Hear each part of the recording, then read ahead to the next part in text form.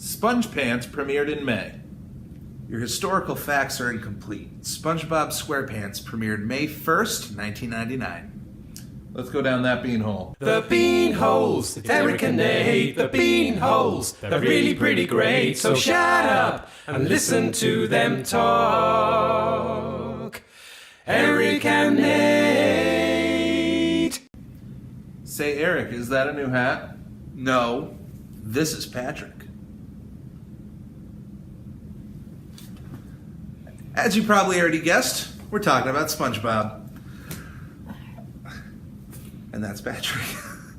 SpongeBob SquarePants did premiere May 1st, 1999, although it is debated as to when the actual premiere was because there was a special sneak peek of SpongeBob after the 1999 Kids' Choice Awards. Being a sneak peek, is it really a series premiere? I think it is. I think it is not, because otherwise why would we have the name Sneak Peek? Correct. And I believe they only showed the Help Wanted episode, which was the very first episode of the show, where SpongeBob does get his job at the Krusty Krab. SpongeBob was created by Steven Hillenburg, who we unfortunately lost last year. We'll find him. We will. Steven Hillenburg always loved two things more than anything else, and it was the animals that live in the ocean and animation. And it was nice to see that at one point in his life he was able to bring both mediums together to create a multimedia phenomenon which, at least in my lifetime, has just never been duplicated. Because you think of the biggest characters in the world, you have Mickey Mouse, the Looney Tunes, Snoopy, and SpongeBob. You could pretty much go to any country and... Yeah, maybe Kermit the Frog as well. After Steven Hillenburg graduated from high school, he actually joined the California Ocean Institute, which is a aquarium where he helped out with a few of the tanks and the animals and whatnot, and in fact was able to bring his artistic ability to create a comic book called The Intertidal Zone, which was helped to teach kids about the various animals you would find in tide pools, like sea stars and sea sponges. Ooh. Actually, one of the characters in this comic was a sponge called Bob. He was the announcer of the comic book. He wasn't square, he was a regular... An actual properly shaped sea sponge. Yes, sea sponges. An amorphous blob. Yes, for those that don't know, sea sponges are more rounded shapes. They kind of look like rocks with a lot of holes in them. You'll see them in a lot of arts and crafts stores, and sometimes in the beauty aisle in your local supermarket, that kind of place. Yep. They are definitely not square like SpongeBob, and he was only made square because it just was funnier to see a kitchen-style sponge living in the ocean, and I agree with that choice wholeheartedly. I actually always expected that if he turned around, you'd see, like, the green scrubby part. There's actually one of the newer seasons had an episode where he had to show more of his abrasive side, and he grew that green part on the other side, so when his body turned, it was like this angry, evil SpongeBob. Very funny. Fantastic. You came up with that idea without even knowing. Yeah. And then they used it a few years ago. You're right. So Eric's got quite a love of SpongeBob. Yeah. Certainly enough for the whole show. Definitely. Because I don't have a lot of familiarity with him other than what anybody would be exposed to just by, being alive in the world at this time. Which will help more than you know on future projects. Being alive? Yeah, of course. I mean, it's hard to get comedy out of you when you're dead, although we might be able to squeeze a few more episodes, but... I'm taking out a life insurance policy just to pay for a comedy writer to come in and a puppeteer. Yes, to write in at least until rigor mortis sets in. We gotta film more comedy segments. So after he actually did try to take the Intertidal Zone comic and sell it off to Marvel and DC and a few other comic book companies to see if it was an idea they were willing to to look more into, and nobody bit into it. Marine science education wasn't a big focus for Marvel and DC. Can you imagine the different history we would be talking about if, like, SpongeBob wouldn't exist? SpongeBob would exist. He'd be part of the MCU. We missed out on that opportunity. Steven Hillenburg, after his time at the Ocean Institute, ended up at, I want to make sure I have this school correct. I want everybody to know that we gave them credit. California Institute of the Arts. So The CIA. yes, of course. Shh. Be careful. He joined that, and his thesis film was a short film called Wormholes, which you can actually find on YouTube. Why would anybody name their thing with holes? I don't know. Its characters ended up having holes in them.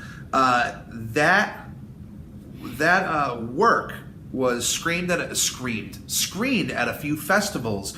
One of the people who actually saw that and met with Steven Hillenburg was a man by the name of Joe Murray, who ended up creating Rocko's Modern Life on Nickelodeon and brought Steven on as a director and writer of the show.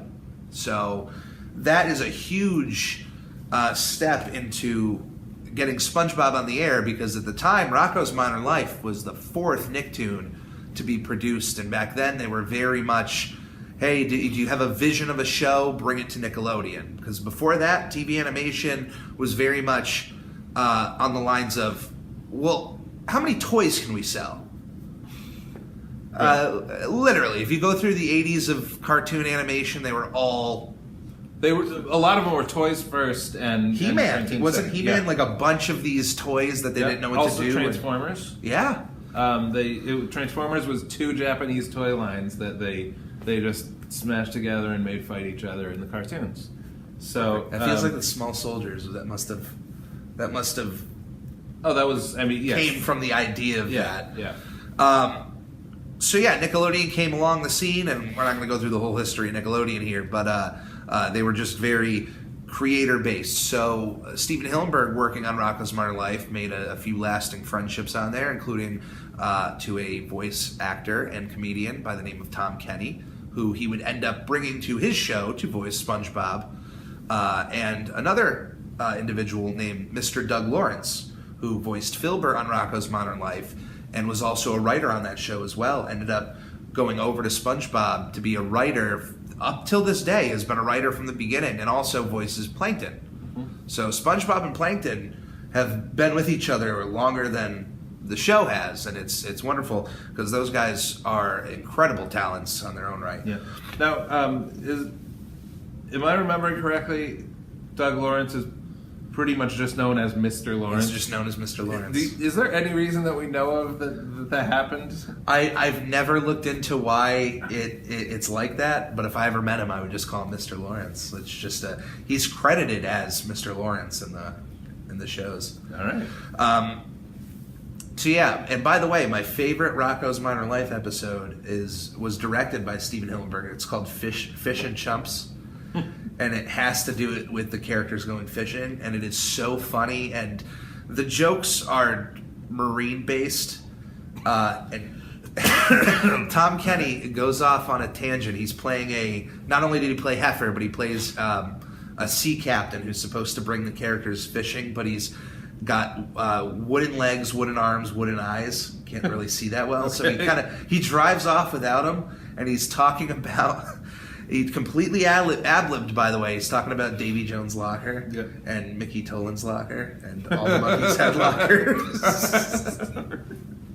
It's great. So he brought that comedy over to SpongeBob. Whoa, what was that? You know what that means. I really think that sound doesn't even end up in the video, so you just look like an insane person. That's right. We'll just add it in post.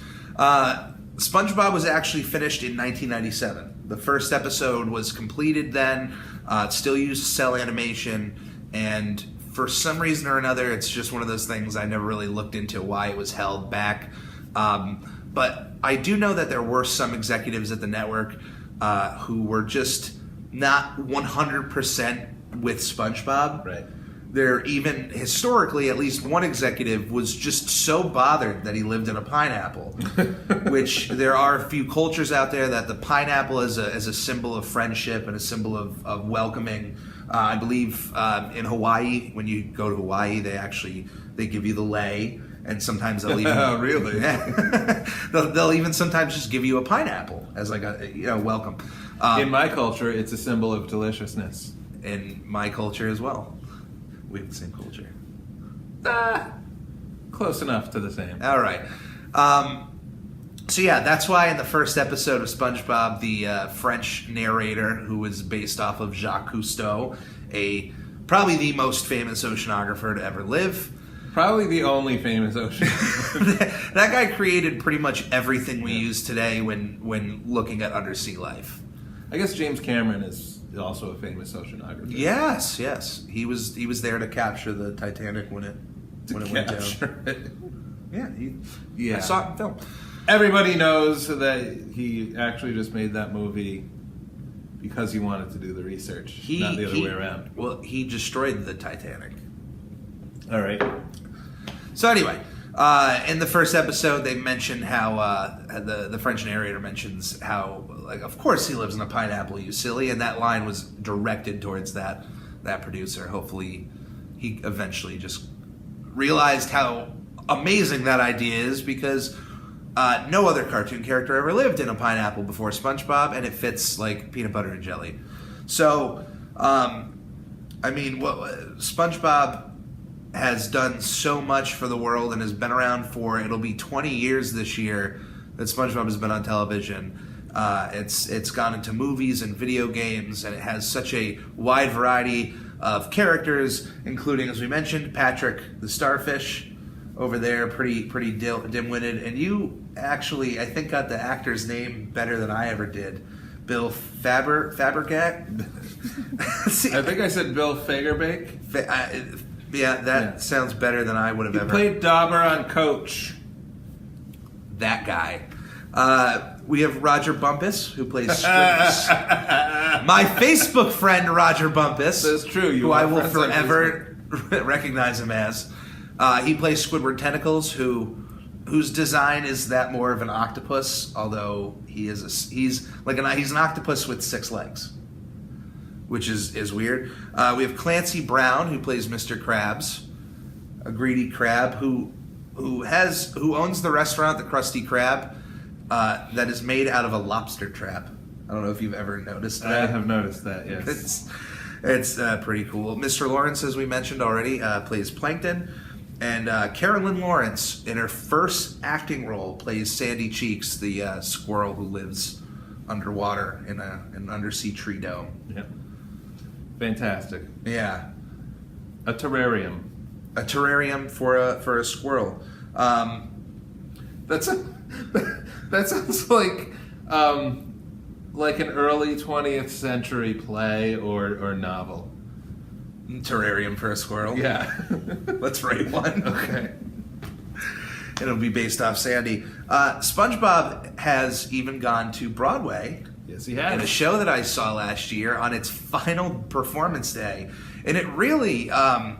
I'm a fan, but when I heard that SpongeBob was trying to make it to Broadway, I am also a theater fan, and I know those worlds shouldn't mix. Yeah. And it's probably not going to do well. And to my surprise, with the amount of musicians that came out to make songs for the show and how well the show was made, that I imagine has to at least be in one of the most underappreciated Broadway shows, because it was wonderful to see. And if you look at any of the reviews, almost anybody who was in the theater said, I went into this show thinking it was going to be a hokey kid show, and I walked out loving it. And it's unfortunately that it didn't get to last longer, because the success of a Broadway show, and you might be able to agree with this more than I mean, I know a little bit about Broadway, but the success of a Broadway show is how long it can last. Well, yes. I mean... Because that's the whole measure... Yeah, one of the measures of success is longevity, yes. But No, but I really enjoyed the costumes. I didn't see the show, Yeah. but I've seen lots of pictures and video clips and everything, and the fact that they didn't just like do Muppet style costumes or puppets, but kind of used the character design as a theme for an outfit. I thought that was genius. You Yeah. know, like put a guy in a yellow shirt. Don't make him an actual square sponge. And the music I heard was great. It's fantastic. I mean, some of my favorite tunes, Broadway tunes, came from that show. Did it win? It did. Tonys? It did win a few Tonys, I think, in design. Yep. I know it definitely won in, Well, that's in another set measure. design. Yeah, that's another measure of success is, you know, the awards you win. So I think a lot of the people involved certainly were some of the best in musical theater and Ethan Slater, who played SpongeBob, actually he had two roles lined up, and one was SpongeBob, and the other was a very classic Broadway performance, but I forgot what it was. But I know that he went to. I would think it was the well-respected non-musical production of the adaptation of the early 20th century novel Terrarium for a Squirrel. That was it. Yes.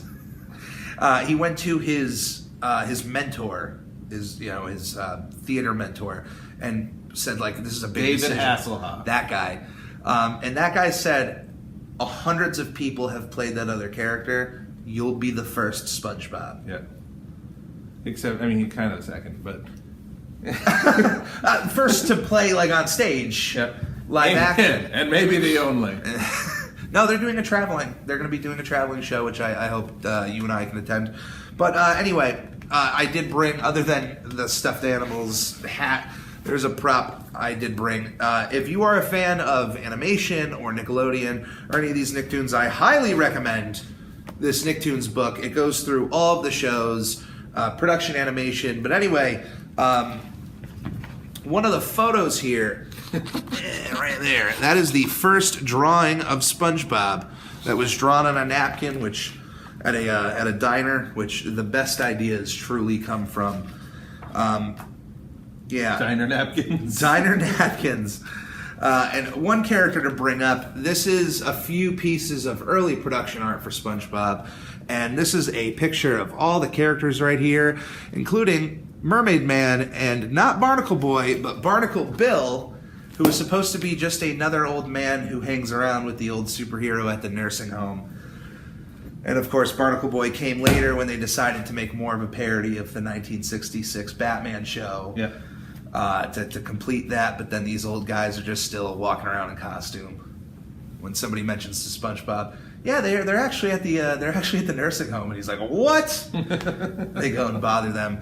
But I mean, there is so much that SpongeBob has done, and even after Stephen Hillenburg's passing, still so much to do. There's a third movie coming out next year, and I mean, he's done Broadway, video games, movies, TV specials, stop motion animation specials that like the Rankin and Bass Rudolph the Red-Nosed Reindeer that aired on NBC. It didn't even air on Nickelodeon. So I don't know what else there's left for him to do, but I'm sure if that something exists, SpongeBob will do it. So thank you for joining us, and keep on beaning.